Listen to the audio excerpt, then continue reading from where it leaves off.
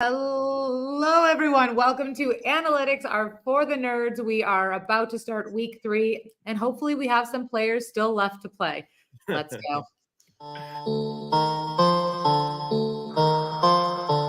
This guy is in the Hall of Fame consensus Hall of Famer, and I think he sucks. Troy Aikman is absolutely let's go.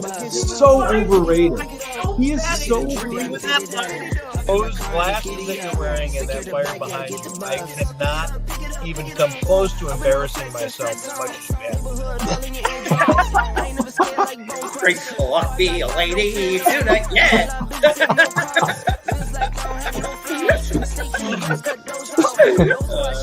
Thank you. And some people, apparently like Louis, don't like almond joys, and those people are idiots. I'm going to give you the best deal. The greatest of deals. We need the tight end. We're big on the tight end. You're not saying embarrassing songs. You're saying songs that make me dry. So, like, hard to deal with. And I'm just saying, there ain't no rules about a man having 3 legs. I'm just saying. Nick Foles was also a 3-leg. But, it's funny in the chat, Ellie just asked if we could get Ryan Coleman jersey. Funny you say that. I ordered it the day after round 2 of the draft. I ordered it that Saturday. So it's on its way. It's already pre-ordered. So whenever they start picking those things for shipping out, you get one. wait. You paid money to the NFL when Louis could have gotten you one from China? I could have got you one that said KOHLM. Coles, man. Working all night, need more though. I remember nights I was poor though. Pick it up. You see the drippy, I'm fitted up. Hop in my car and I get it up. Secure the bag, yeah, I get the bus. Pick it up. You see the drippy, I'm fitted up. Hop in my car and I get it up. Secure the bag, yeah, I get the bus. I'm sorry, guys. I died. That was a very long intro. I'm going to just keep adding 30 seconds each week until eventually I fill the whole hour with highlights from previous shows. Listener, are you still with us? Hello, anyone? Hello, gentlemen. How are we doing? Happy Wednesday. Yeah. 99 days till Christmas, which means we're like 103 days away from the Super Bowl. So look at us. Christmas, or as Christmas, or as we fantasy players consider it, the eve of the fantasy playoffs. So whatever floats your boat, right? So 100 days until the eve, or until fantasy football day, Christmas. The good thing is I always know that week going in about like how many gifts I could get my kids. So I got a good idea of how things are looking. And sometimes Santa has to return a few things. It's just. So speaking of that, as 2 parents in the room, you 2 are both parents. Do you ever, if you have like a year where you're trying to save a little bit, do you ever think about like giving your kids with love mom and dad like really good gifts and then just like garbage gifts from Santa? Do you ever think about that? Yeah, is that a monster? It's actually a really good strategy. I've never thought about that, but to make Santa kind of look like a schlep and mom and dad the hero. Why not? Why don't more parents throw Santa under the bus? It's an easy opportunity, honestly. I mean, yeah. I fought with, not fought, I didn't hit her. But my ex and I argued about whether or not like how important that is to like which gifts do we put Santa. So that is funny that you say that, because we did have that conversation, and we voted on I guess giving Santa all the credit, which I think is dumb.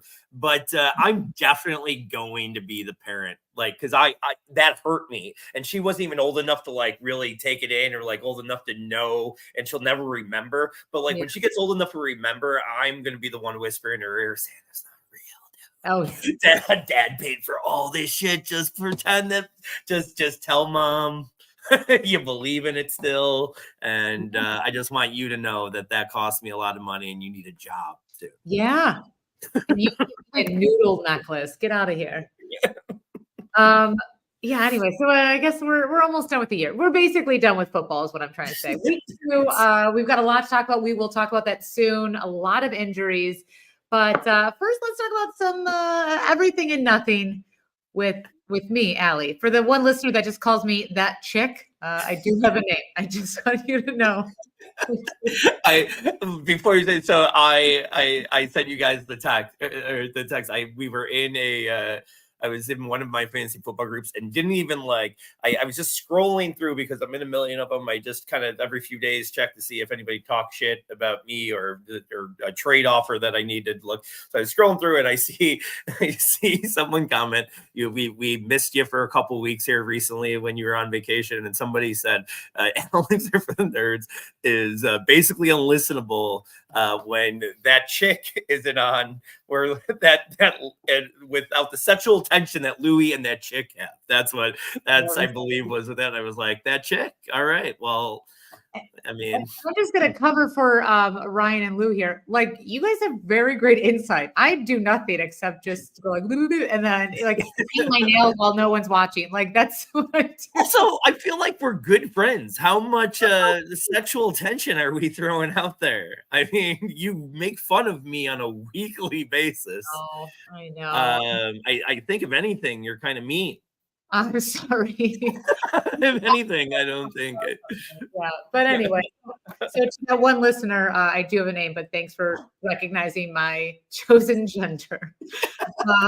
So I am also a lady, but okay, so let's talk sports and entertainment. And so there's something that was very exciting that was announced, gentlemen. The Super Bowl performer was announced, and it's going to be Kendrick Lamar. So a journalist / paparazzo found Roger Goodell walking with his wife Jane, and very sweet, right? And they were like, what do you think? And he was like, huge fan of Kendrick Lamar, very excited. Now let's take a poll. We're in analytics here. How many songs do you think combined does Jane Goodell and Roger Goodell know of Kendrick Lamar's combined? What do you think? I don't know Jane very well. I don't know enough about his wife, but I almost want to bet you that Roger Goodell knows a lot. You think Goodell, so? Whether it's real or fake, Goodell is that man. Goodell is like, he tries to be. I mean, have you ever seen him dap up all the dudes that get drafted? Like the white guys, he's like, hey, and then the black dudes show up. He's like, he's just like, what's up? He's hugging him. He's kissing him. He's like, yo, how's your mama? Like, he gets real ghetto sometimes. You know, I think he just tries to be cultured. I bet you he knows some Kendrick Lamar for sure. He does get like an inch taller every time he's booed at the combine. So you might not be wrong. Ryan, he's the Lou might be right, but he's the only person that's listening to Kendrick Lamar for research only purposes. He's just studying and he's like, oh, maybe I could learn how to relate to my players more. That's it. And he's so. All right. Maybe he does. Maybe he does. Who's this Drake guy? So 3? Is that what? It's funny that was like, it's funny that kind of is like the reward of the winner of the battle though, between him and Jake. Like, you get the Super Bowl, like, just like, and if they were smart, like, how amazing would it be for Drake to come out and sing with him? Like, if the NFL has enough money and enough eyes to make this happen, and it would be amazing. Or he just comes out dancing, just happy to have. Okay, sorry. Or Kendrick does another diss track at the Super Bowl, drops the single there, and then it has like 1 billion streams. So then he's like, "Oh man, I just made more money. Sorry, Drake." Here's my question, and I think you learned this I think you talked about this when the beef was going on, and both me and Ryan looked at you, were like, we don't really know. And I wasn't familiar with the actual beef. I still don't really know what happened or what went on. I just know Kendrick won. That's what people say. So I'm going to listen to them. And I'm out of the rap game a little bit. But is Kendrick Lamar really big enough to be doing the Super Bowl? It feels underwhelming to me, but maybe I'm wrong.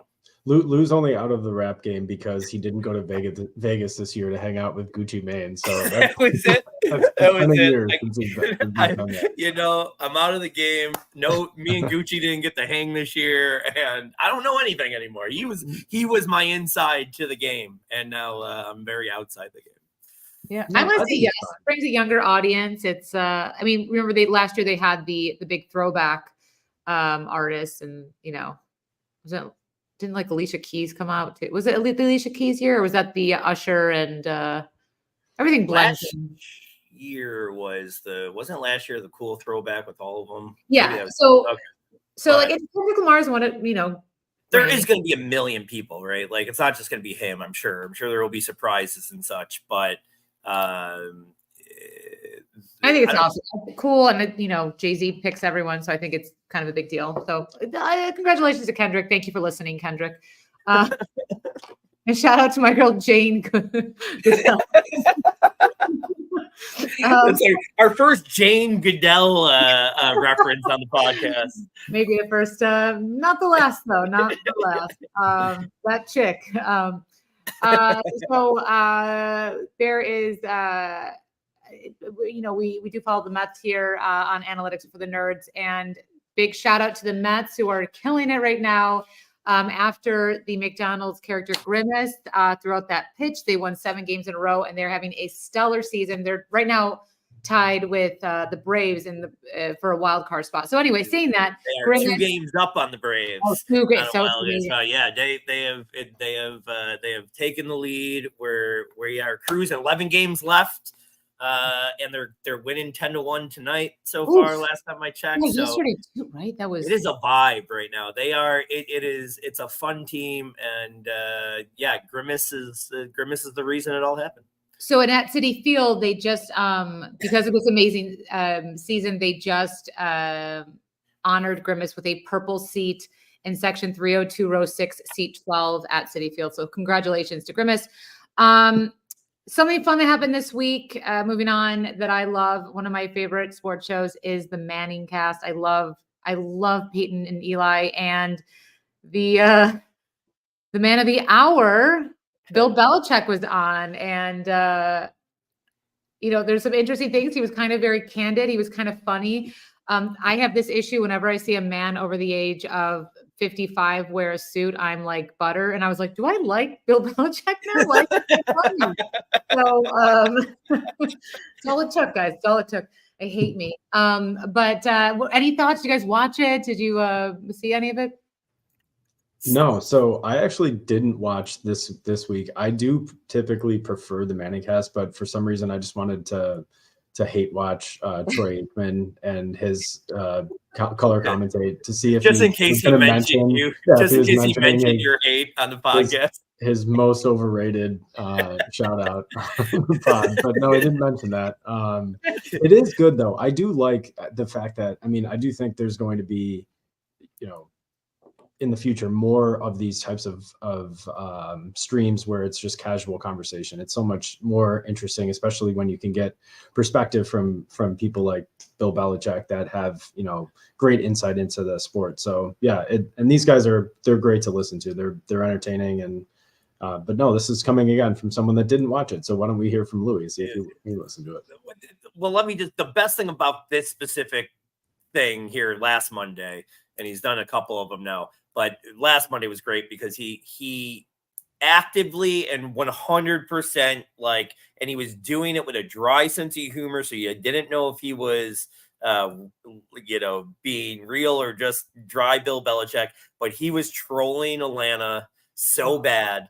And it was, obviously we know they didn't hire him in the offseason, and there was all that drama, and it was because it came out that he wanted too much power and stuff. And when I tell you he shit on that organization, every opportunity good, but it was funny. It was to Allie's point, I don't find him attractive like she does. I don't think it's a but I hate, as a Bills fan, as someone that was part of that drought and that getting beat on for years, how much I have liked Tom Brady and Bill Belichick in retirement. They are great ambassadors for the game. They are great when talking in the game. They both have way more personality than they ever let off on the field or, on press conferences after. They have really, really good personalities, both of them.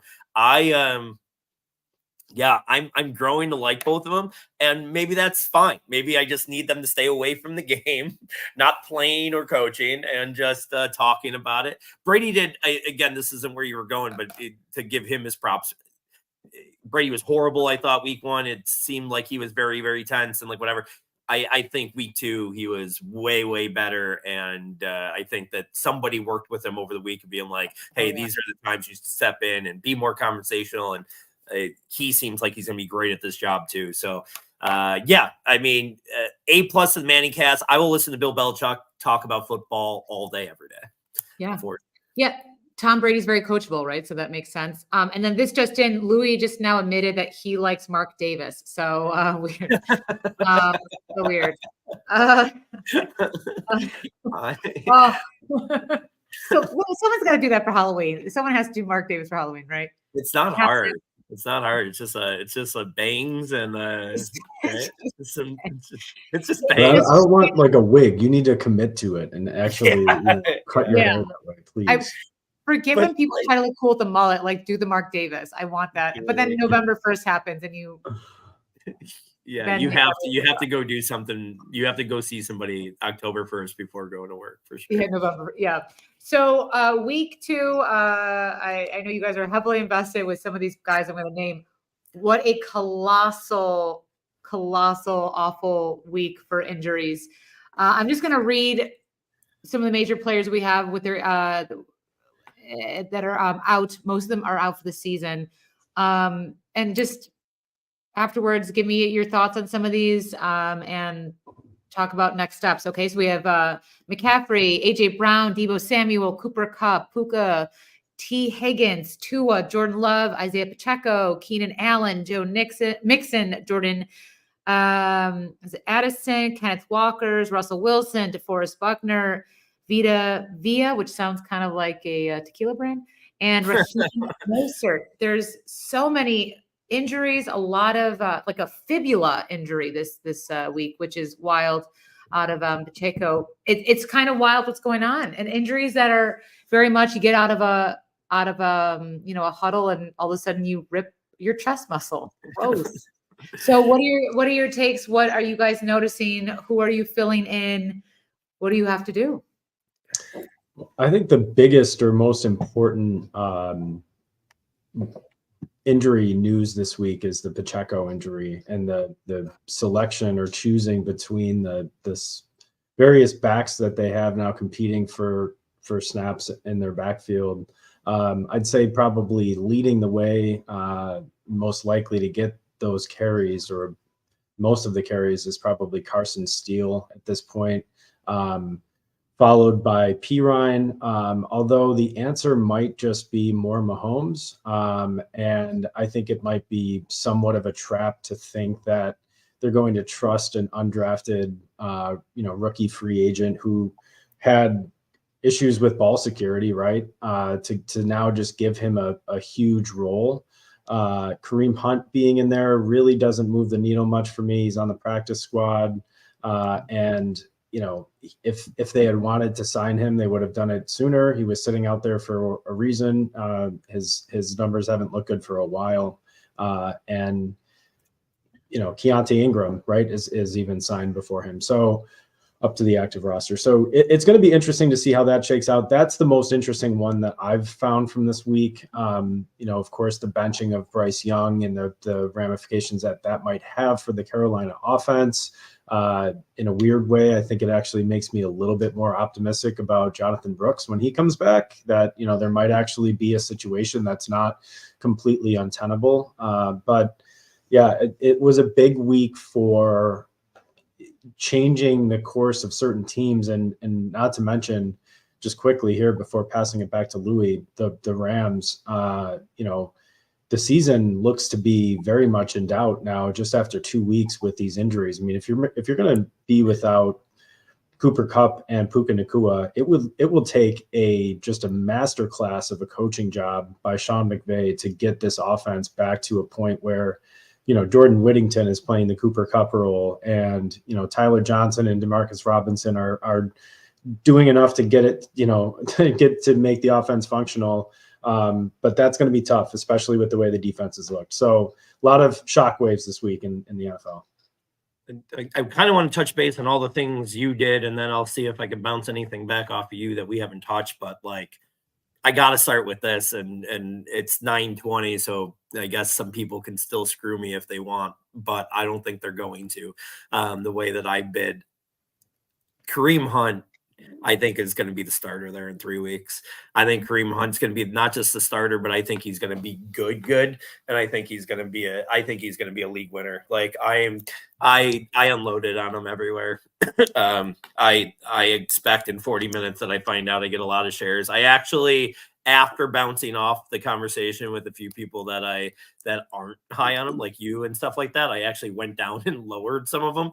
But I mean, I was maxing out bids. That's how I feel about him. I feel like he is an absolute league winner. I do love Carson Steele. I've loved him all along. From what I've seen from him, I don't think he has it to be the full guy. I just never been on P. Ryan. I've told you, I think we talked about when P. Ryan signed there, even if Pacheco got hurt, I never saw his role changing. I think he keeps the same role no matter what. So P. Ryan, I'm not really worried about. I think Carson Steele gets that chance, right? He's going to get that chance this next week or two to look good and look great. And if he does, we never hear about Kareem Hunt again, for sure. But if it's a point where either Steele gets banged up or doesn't look great, I think we see Kareem Hunt back in the full 2-3 weeks, and I think he is really, really good. And I think that's just an offense he could walk right back into, be familiar with. And I think Andy Reid obviously respects that, bringing back Jerick McKinnon for 27 years in a row. I just think I love that, and I love it even more that it's not as obvious as I feel like it's so obvious, and I've been a little bit off the radar the last 4 or 5 days, so kind of testing people's feelings on that today and seeing that I'm way higher on them than most. I feel like I'll get them in a lot of situations, so I think I'll have a lot of them tomorrow. I just love how that looks.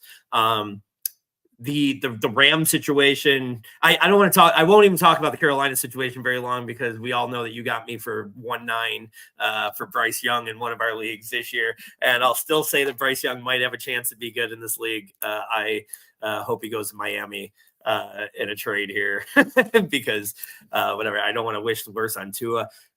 That's the one thing that you missed here before I go into the Rams is the saddest, maybe the worst news of the week is Tua. I hope he doesn't come back, to be honest, for his career.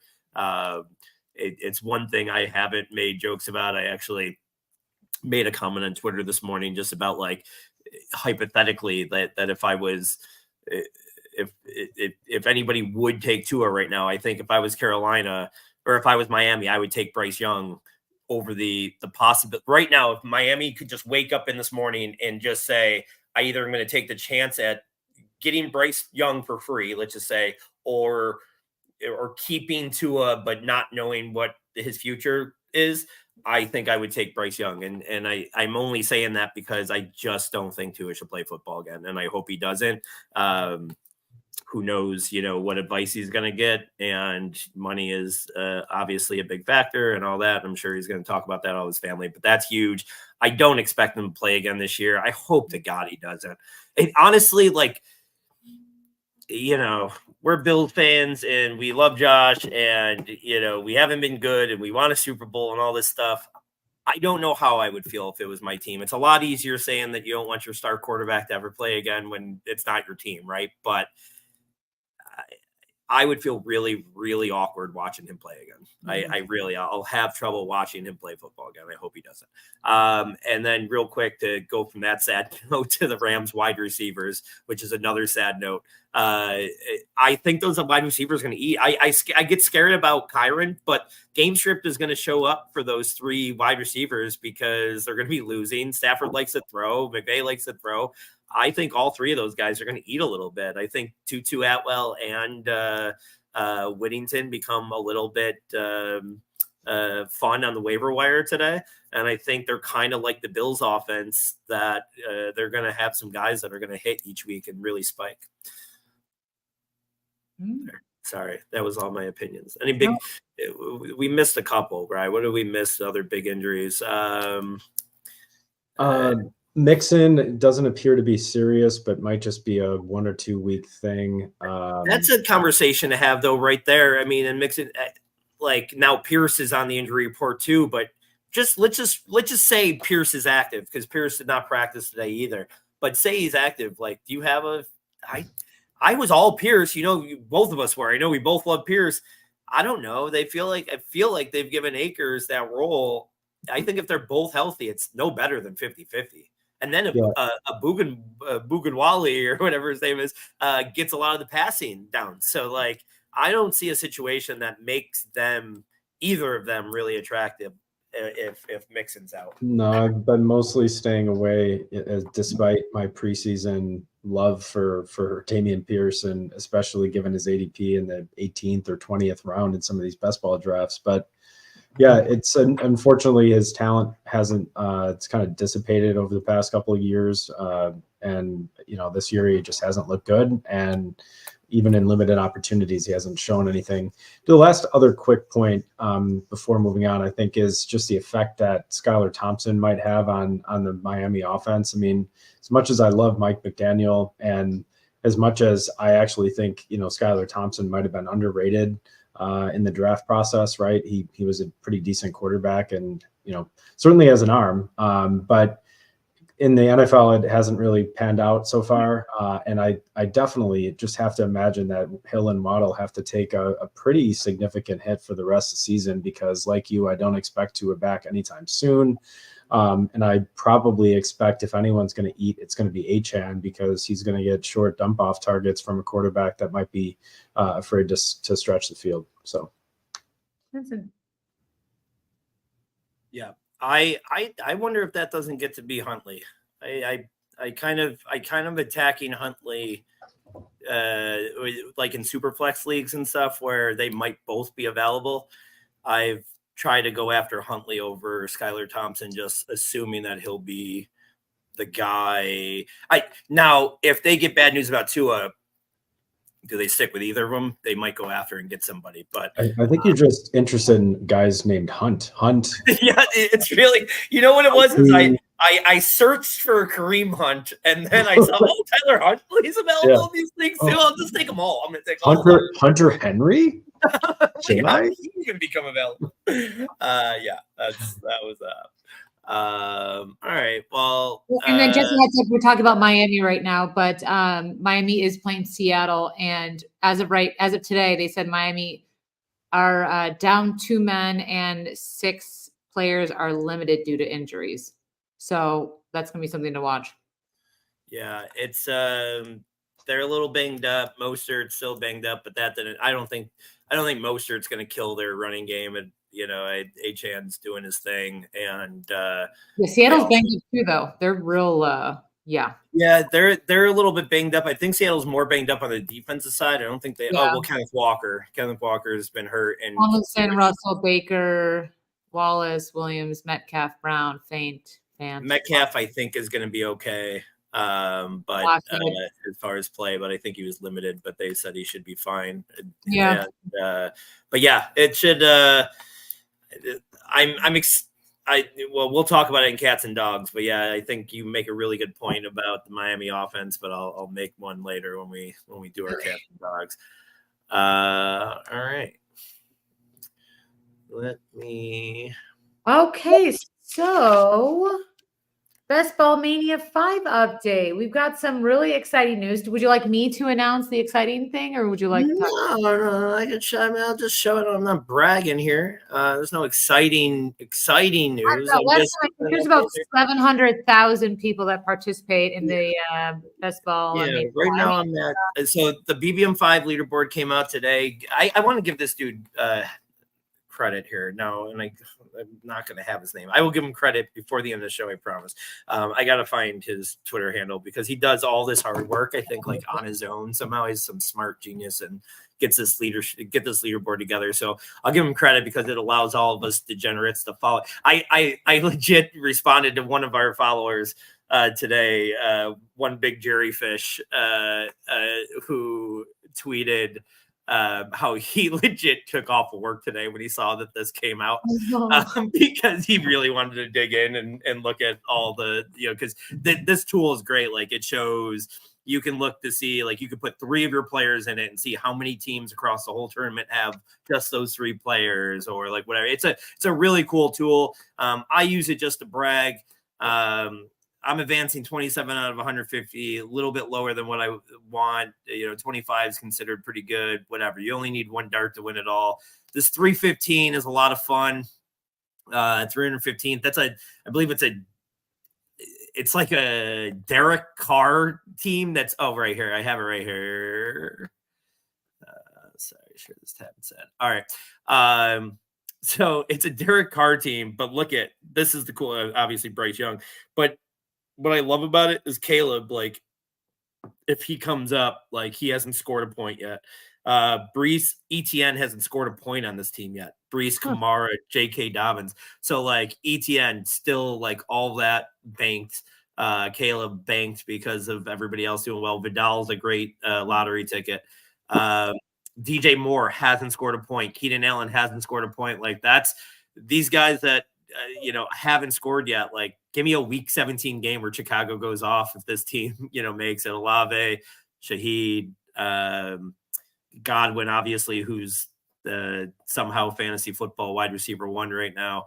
And then Brock Bowers and Isaiah Likely, which have been the 2 cheat codes to fantasy football so far. So, this is a really good team. It's fun. I kind of did a little bit of that searching today because I did, I think I did like Caleb. I picked like what I would want my best lineup to look like in week 17. And I was the only roster in the whole tournament that would have had that kind of setup. So that was kind of fun to see that. Whatever. We're in week 2. It's a long far away, but 315 is better than 3 million. We do have, if I can pull this up quickly enough, I don't know if I could, but we have 4. None of them are looking great except for, let's see if I can find it. We have one that's like in like 4th place that like is a fun team that I looked at. Go ahead, Ryan. To talk about if anything, what do you got going on in Best Ball Mania? Yeah. So I have, there's one team I'll talk about here in a minute. It's across all contests right now, I'm at about 11% advance rate, which is not as good as I want to be. It's lower, but again, it's week 2.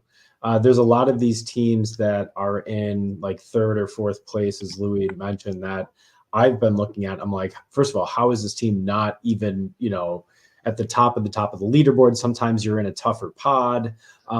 And so, but it's a Mahomes Watson team at quarterback. Then it's Achane, Swift, Spears, Jalen Wright, Bucky Irving, Jordan Mason. So it's a deep team at running back. Jefferson, Rashee Rice, JSN, Hollywood Brown, which unfortunate, not going to get anything from him. Curtis Samuel, Jalen Polk, Jordan Whittington, and Malik Washington, and then a Pitts likely at tight end. So I think that one's live. That one's kind of fun. And so there's a couple of these, interesting combos, and really, I think it's going to be over the next couple of weeks where these teams are going to really start to shake out, because how this works, Lou. At some point, there's this floor that you have to maintain unless you have a week that kind of gets one of your bottom teams have, an amazing week. You're kind of out of it with some of them already. Just if you're not scoring 200 and something points already, you're kind of done. So did you let's look at this quick team, and then I got another question for you, but this is our best team so far, me, Allie, and you. And it's in 3rd place, so it's not we're almost live. Jalen Hurts, Daniel Jones, Barkley, obviously a big hit, Charbonnet, Benson still has more to come, right? Like, I still think that that's there. Kendry Miller's probably dead. Is Roshan dead? Without an injury, Roshan's probably dead, right? And then Shipley, we have at least some Barkley protection there, but we got to have Benson there, right? Like, we got to have Benson do something. And we need Barkley to stay getting fed carries, yeah. And I think that that's right? Like, I think as long as he stays healthy, I think that continues. Yes, my only concern is I just saw some really horrible efficiency numbers on him for the start of the season. So really, that's hard to believe just because he's just ripping off 1,100 or 11-yard runs back. But I'd be interested in you sending me that. Yep. And take a look. Let's trade him. Let's get rid of him. I love the team, guys. Our wide receivers are great. CD, Neighbors, we missed on Brown again here. Brian Thomas, Lockett, Polk, Robinson, McMillan. We've gotten a lot of scoring from every single one of our wide receivers, except for the guy that's hurt. And then Ingram and Goddard, who, if we could get Ingram back and healthy, Goddard. I'll say that. That's one thing. I mean, I was only putting Goddard on my Hurts teams, which obviously this is, but he's been more involved, and I a little bit of that is probably the AJ Brown injury last week, but even week 1 he was a little bit more involved than what I expected. So that's a little fun pick. Did you do any, before we move on, eliminators? Only one, actually. Okay. You still alive? I am still alive in the eliminator, yeah. So I did 2 of the big eliminators. They're both still alive, which is nice. I did like 27 little ones, and I think I'm out on like 7 or 8 of them already. I mean, by like week 6, it's like 7% of the field is still in it. So like it cuts down quick. But it's a fun little format. We'll have to go over that maybe next week. We'll look at what teams we still have alive. Hopefully, good luck to yours this week, and hopefully a few of mine still get through. All right. Well, we'll talk a little bit more about BBM throughout the year. We got a lot more fun stuff there's a lot more sweating to do with the BBM and other things. All right, everyone. We are going to talk about this week's cats and dogs. Trying to get our 2 boys ready to carry them to golf tournament before practice, right? 12 cats live across the road. Our door's open. Screen's broke. We need to get a new screen door, but the screen's broke. So you can come in through the screen, but you can't get back out of it. I turn and look, there's a little kitty cat in our kitchen. So I said, what are you doing in here, little kitty cat? By that time, the cat turns, tries to get back out. That screen won't go that way. Cat starts going, meow, all crazy. And I told our players, we need more dogs. Bo's barking in the back. I have to go shut Bo up. Mel's like, what's going on? I said, there's a cat in the house. Cat in the house? I said, yeah, there's a cat in the house. So I told our players, I tried to let it out the front door. Meow, meow, the cat's still going crazy in there. And I told our players, you need to be more like a dog. We don't need a bunch of cats in here looking in the mirror. Do I look good? I got my extra bands on. I got my other shoes on. Be a dog. We don't need no meows. We don't need no cats. We need more dogs. In Springfield, they're eating the dogs. The people that came in, they're eating the cats. They're eating the pets of the people that live there. And this is what's happening in our country. And it's a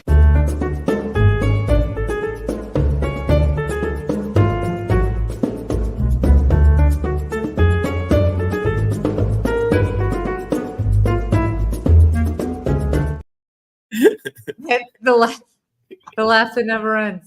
Laugh that never ends. I'm adding 30 seconds to the open every time. I'm adding 3 seconds to the emoji laughing every time. Every episode, it just gets slightly longer. Just a little bit longer. The intro music gets louder. It gets longer. Yeah. It's my favorite. The best. All right. So I do have a cat and dog for this week, so this might be 2 weeks in a row. My dog goes to my girl Jane Goodell for knowing who Kendrick Lamar is. That's my girl Jane. Love you, girl. And and then my cat is the strength and conditioning coaches on some of these teams. I think they're not training our players correctly, where their muscles are not reacting to football the way they are, whether it's low body, like low BMI, whatever it is. These injuries are because these guys are training probably for positions that they are not supposed to look like that for. They shouldn't all be top heavy, or it's okay to be a little thick if you're a lineman. So my cat is a strength and conditioning coaches for all of the NFL. Okay. All right. I like that. There are a lot of theories on it. I do think one of them that's decent is the fact that they've shortened the preseason.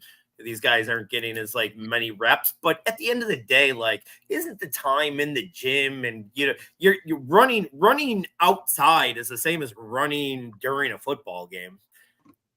And these guys have these pound guys, but they have access to running outside, and they have they've been playing since they were 4 or 5 or 6. And I still think it's their bodies, it's like chickens that are made for chicken wings or KFC or whatever. They're all top heavy and they have little stick legs, so they can't walk. And these guys are so jacked.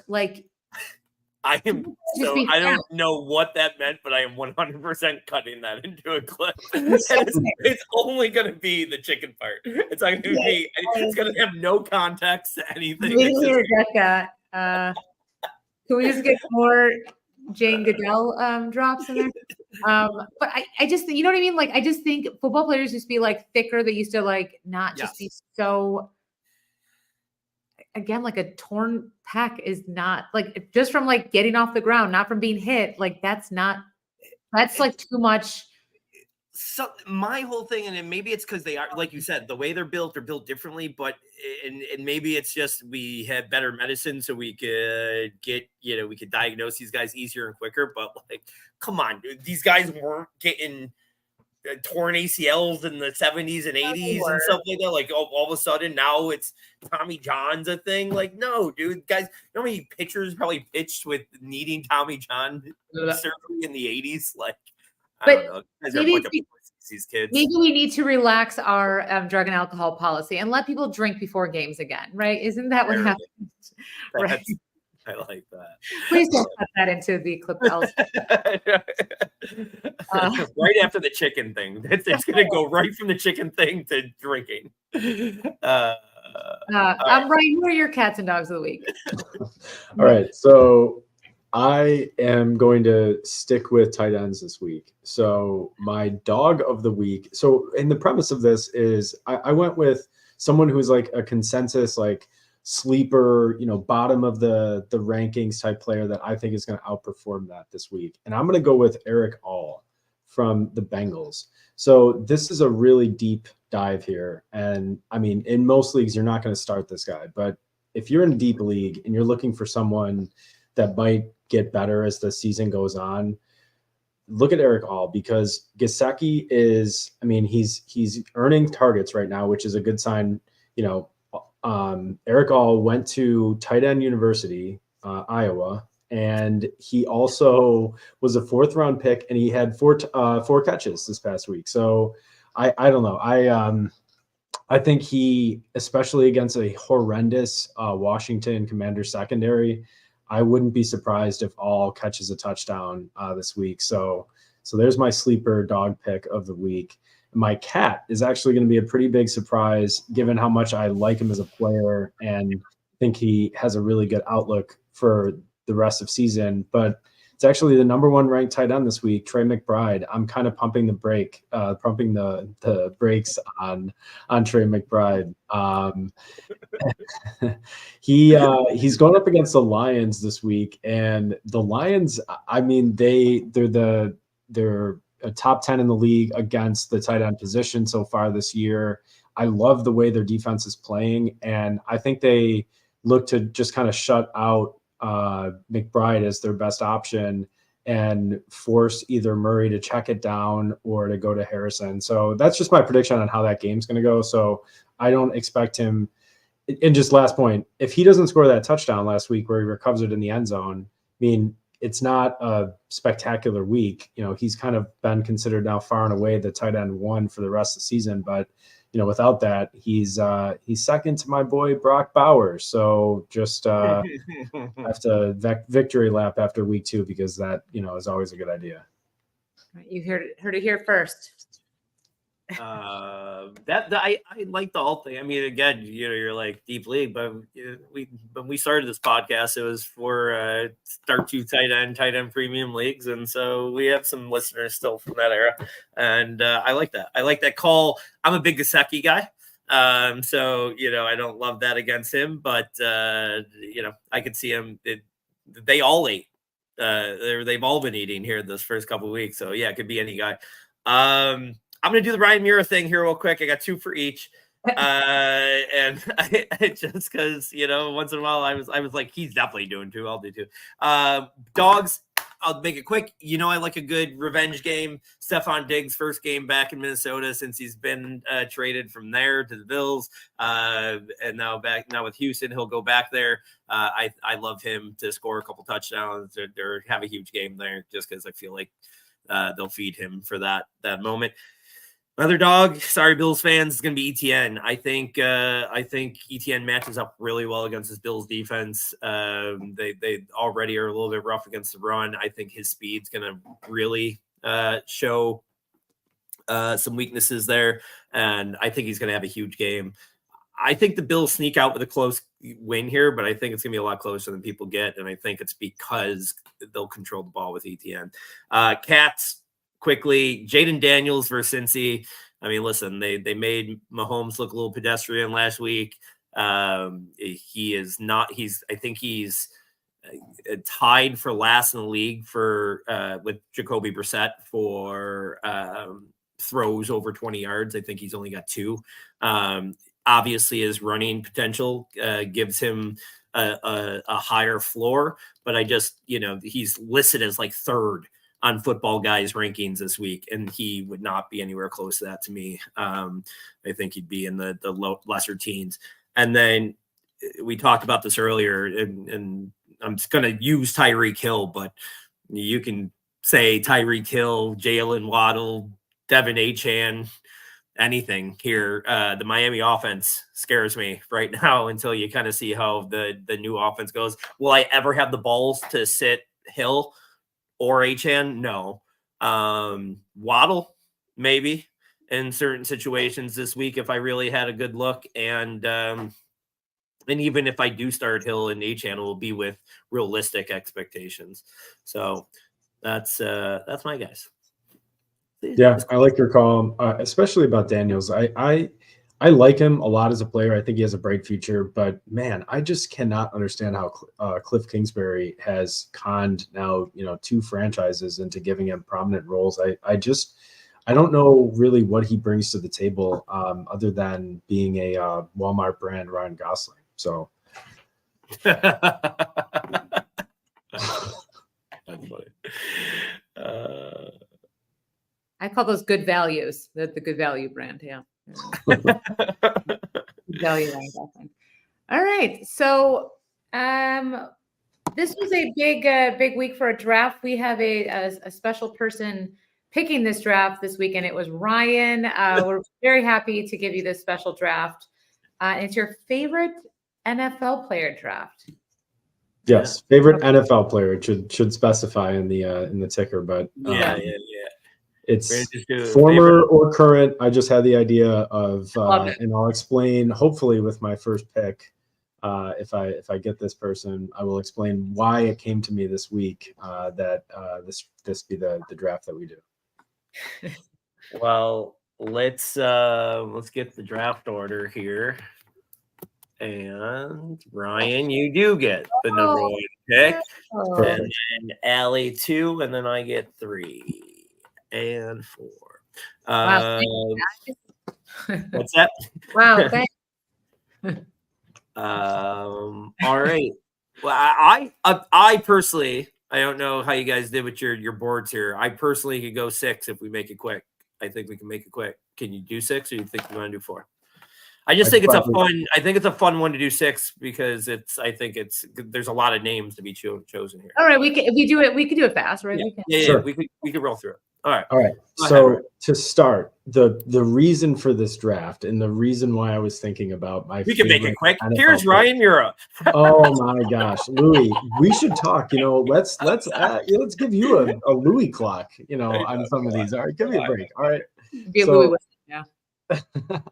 So my 101 pick in this draft is a player that's not on the Bills, that has never played for a team that I've cared about, but is easily my favorite listen and watch anytime I see or hear anything about this player.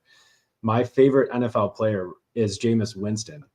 And he is hilarious. He is absolutely. And the reason this came to me this week is because there was a tweet that I saw earlier in the week that made me laugh so hard as soon as I read it, because I can just picture it. And it was Browns running back Jerome Ford said Jameis Winston calls a play in the huddle like he has a surprise to tell. But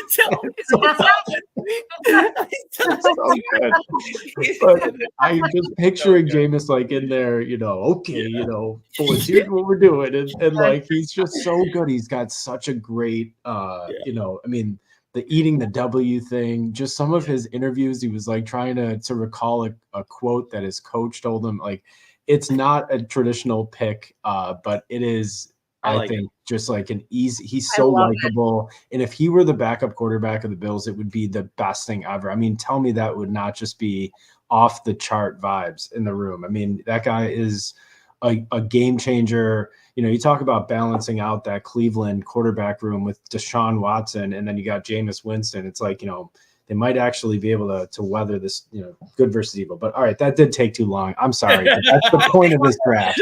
That's a cool one.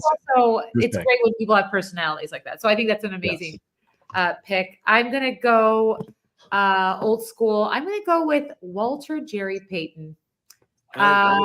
Super Bowl champ, MVP in 1977, Offensive Player of the Year, NFL Man of the Year, 5-time first team. He was 3-time second team All-Pro, 9-time Pro Bowl, NFL rushing leader, NFL rushing touchdown leader, best Burt Ball Award. Like, there's so many things. What an amazing person. He has an award named after him for being a good guy. So long live Walter Payton. Yeah, you love yourself some old guys, but that is I like that. I Walter Payton. He was actually on my list. I think he belonged on it as from one of the good guys. Listen, I thought 1-1 should have been obvious in this draft. I was almost worried that you were so certain that wanted 1-1 that you would take him. There's one thing, like anytime someone shoots a basketball, they're screaming Kobe. When you were playing football, there was one thing you always did, and it was the Deion. And Deion Sanders was the most fun player in the 90s. I did the dance, baseball, football. I did it one time on skates and hockey. Deion Sanders was so much fun. So he belongs on this list. And then the next one was the next most exciting player to ever play the sport. And, Tecmo Super Bowl is known for him going back into the end zone and then zigzag, like Bo Jackson just used to have people bounce off. Bo Jackson, if he had a longer career, would be one of the best players that we've ever watched play. I'm so glad that I was old enough to watch him dominate, to take it in. Yeah. I wish I would have. Obviously, I wish I would have had more of a career. But Bo Jackson belongs on this list, so I will take Bo. He was also on my favorite cartoon. Remember Bo Jackson, Wayne Gretzky, and Michael Jordan? That Saturday morning cartoon. It was like America All Stars, whatever. Okay, go ahead. We're gonna go. I'll move this guy to later. Okay. We talked about it earlier. I just adore Peyton Manning. I think he's so effing likable. Like, he's so interesting. He's like, what a champion. I love the family lineage. I think if I had one of those things where they said, who are this 10 people you would invite to a dinner party, Peyton Manning would definitely be on it. There's, I love him. I think he's funny, and he's so smart and knows what he's talking about. So Peyton Manning. Are you talking about Peyton Manning or Painting Manning? Peyton. Okay. I would like to paint Mr. Manning. Yes. Okay. Yeah, even his weird weightlifting. It's okay. You No, Pete and like live like Peyton Manning. the times he's been on like SNL with his sense of humor and stuff, like he's really funny. Yeah. He's good. I love it. See, okay, now it's funny because that was the first of your guys' picks that was actually on my list of guys here. So I still have a list of 13 people on my list that have been unchosen. I know. Sorry. No, not to say they were not good picks. I just took a totally different approach with this. I'm choosing players that like favorite based on like for me, it's just not like skill, but it's like likability. Like you know. So my number 2 pick is Marshawn Lynch, beast mode. He was on my list. I thought that would have been picked. I thought Louis for sure might have been at the turn taking him with his second pick. That's a good one. Just the personality on him, and you know how he's one of the most likable players. I love Marshawn Lynch. Next one, again, this one's going to be a little bit tough. I could go Homer here, but I'm actually going to move. No, you know what? I'm going to go Ryan Fitzpatrick here. I am going to take the former. That is so good. He is like, it's not just a Buffalo thing. Like that guy has charm. I mean, that's why he's on Amazon Prime in their broadcast, because he really is funny. If you've never listened to it, the roast of who was it that year? Eric Wood? No, it was Fred Jackson. The roast of Fred Jackson. He so good. Did a skit, and it's on YouTube. You can find it. It's one of the funniest things I've ever seen, and he's just a really likable guy, and so I have to take him here. But Ryan Fitzpatrick, my pick. Awesome. I don't know if you know this, but he went to Harvard. And he wears his wedding ring during the game. I'm going to go with my number 3, correct? 3. It's going to be Mean Joe Green. I think what a classic guy. I know they're one of those players that broke into commercial world and showing that they were fun and cool. And Joe Green. Joe Green's a good one. Yeah. That's a good one. I got to be afraid of this guy getting taken, so I'll take him here. I think a couple other guys on my list will last me. T.O. Was a great person. See, you were going to take him. I worked on the show. Yeah, he a lot of fun personality. I think he got a lot of bad rap for just being competitive. He was always fun when he scored a touchdown. The coolest Buffalo Bill signing ever, for sure. I mean, I'll just never forget how excited I was. Bought the jersey the day of that he got, went out. That's so great. T.O. there. And then for this pick, I need to preface this, and I'm glad I got this. One of the cats came by and saw. I did go to a shelter and get 2 kittens yesterday, so I would like to announce that before I pick Michael Vick here. I mean, he was amazing to watch, and outside of what he did outside of the game of football, I mean, as a Madden player, he was the most fun player to play with. Everybody wanted to play with the Eagles or the Vikings or the Falcons when he was on the team. When you were playing for Madden, he was the most electrifying player. That he changed the game of football. And then he did a lot of bad things outside of that. So but as a football player, I think he belongs on this list. Sorry. And with the next pick, Ellie is drafting the on-field contributions of O.J. Simpson. Ryan and listeners, should I pick Aaron Hernandez before Louis picks him? Yeah. Don't get sniped on Aaron Hernandez. Man, I said I got 2 kittens. Okay, I'm going not 2 dogs. I'm like, what? Okay. Okay, I want to go.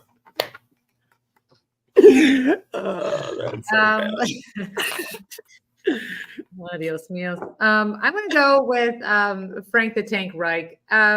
He's the one football player I have his jersey. I think he's the true kind Frank heart. the Has anybody ever called him that, or just you just now? I'm trying to work on his marketing. I'm trying to make him like a little edgier. I think if anything, they would call him Frank the Third Reich. No. Louis, don't. He's like, yes.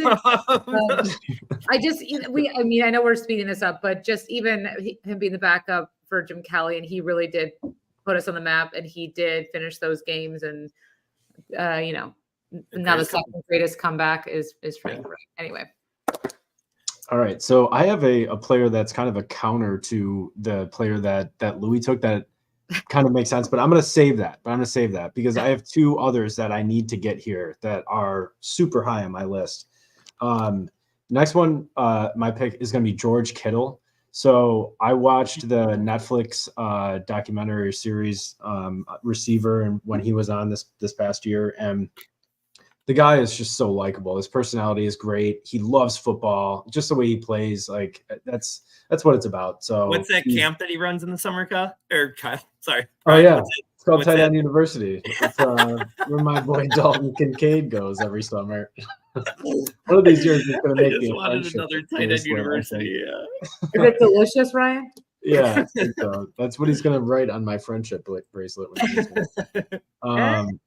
All right, so my next pick after George Kittle is a guy that is also hilarious during interviews and is very kind of out there, but I love it. Jamal Williams.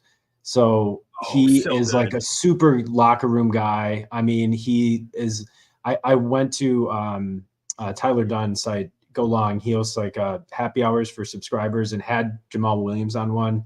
And it was, I'm kidding you not, it was just the coolest thing. He was in his house, just he was wearing a Pikachu plush hat on his head, and he was just telling these stories, and he's super authentic and weird and out there in a good way. And I loved talking with him, and so he's on my list.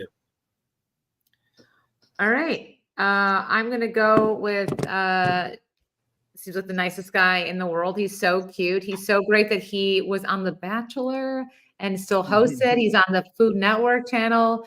He's a Gator. Everyone give it up for Jesse Palmer. That's a good one. Because personality-wise, that's great. He's got it. Yeah. I know. He's perfect. But he's younger. He's in his 40s. Very nice. Yeah. Is he going to be on The Golden Bachelor soon? He's hosting. Is he hosting? They're doing the lady Golden Bachelorette right now. So I'm sure all of you are tuning in. Hello? Yeah. Okay. All right. I have a lot of good names left here that are all right. I know one that I just will hate myself for not having, so I just got to do it, although it's kind of similar to one other player on my list. Barry Sanders. Barry Sanders was so much fun to watch. I mean, he was on such a shit team and just made highlights every day. And if that dude ever played for any good team with a real offensive line, I don't know if we would ever think that anybody even matched up to his skill ever in life. And he was just so fun. And there is kind of a coolness to the fact that he just walked away because he was sick of it. There was he was in a good place. He cut his career short, didn't get what's the CTE, and was just in a good place in his life, dominated the game every year of his career, and then just left. Love that. All right, some guys that I know you won't pick that were on my honorable mention, so I don't have to do it after. Andre Rison was one that I wanted to think about here, but mostly because he dated Left Eye. And then she burned his house down. Charles Woodson he was a great two-way player in college. Just remember loving that. James Jett from the Jets. I don't know if you remember him. He was a wide receiver that was the fastest dude ever. And his last name is Jett. Come on. And then those are a few guys that I wanted to pick here. I won't. I think my last pick is going to be Cordell Stewart because he, when he became Slash and played everything, it was kind of, again, unique and new to the game. thought it was kind of cool. And, he was never great at anything, but I mean, whatever. He brought that team to a lot of playoff games. So Cordell Stewart was fun to watch. I'll take him. He was on The Real Housewives. He was married to Portia Williams, if anyone is a fan. This is my last pick, right? Yep. And we're wrapping up. So I'm just going to go name drop of Larry Fitzgerald. Okay. Yep. Weird picks. You're welcome.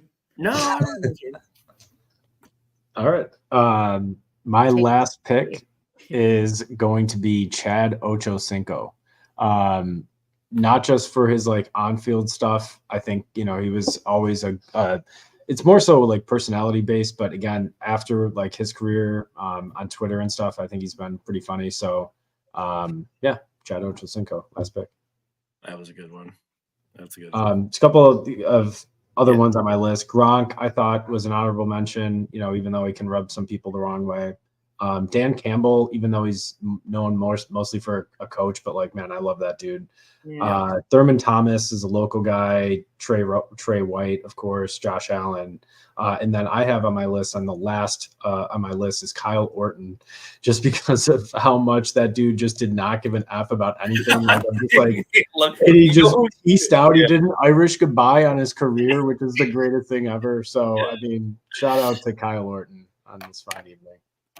That's good. Allie, because I know you won't, before you sign us off, you have a show coming up. Make sure you plug that. If anyone is in the West New York area, I will help MC the Music is Art Festival at the Buffalo Outer Harbor. There's over 220 bands, which means there's 226 bands. And and there's the 26 stages or so, tons of artists. It's going to be a good time. 11 a.m. to 11 p.m. Free event, family friendly. And Robbie from the Goo Goo Dolls is the one that puts it on every year. It's been going on for over 20 years. So I'm excited to help out. Jelena and I will be there. Oh, excellent. Yeah. No pressure. Ryan. Yeah, no pressure, Ryan. I got to bring the girls. Yeah. Bring them down together. Live. Look at us supporting you, Allie. Look at me. Does that make up for the Michael Vick pick? I mean, not yet. I thought we were talking about like players that are really nice and fun, and you guys are like, "Yeah, I know he's had like a weird thing with his wife," and then like, I know. No, Brian picked good personalities. I went the way where I picked players I really like to watch. I didn't really necessarily go skill level, but I kind of picked players I really loved to watch. Wow. Yeah, they didn't. I feel like a loser picking Walter Payton. Look at that. Just the nicest guy. I know you read his book. Duh. I did have I did pick that. That's the Crickets. I was like, oh, Larry Fitzgerald. Oh yeah, you guys thought that was a bad pick. Well, friends, it was great to catching up. Let's fingers crossed and that everyone remains healthy for week 3. But before that, let's have a great weekend. And thank you everyone for listening to Analytics Are for the Nerds. Please like and subscribe. Thank you again for listening and good luck this week. We'll see you soon.